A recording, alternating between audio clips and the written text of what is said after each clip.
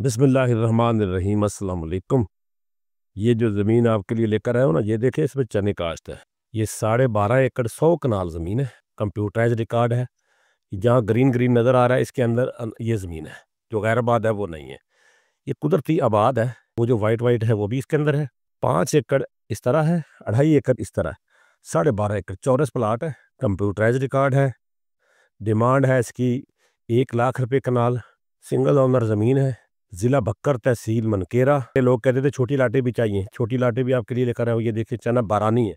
ये सिर्फ अभी 2 दिन पहले बारिश हुई है, वरना जब से ये काश किया है तब से ये बारानी है। यहाँ पानी का लेवल इतना है, ऊपर है 110 फुट पे बोर लगता है, 20-25-30 फुट पे नलके का पानी है।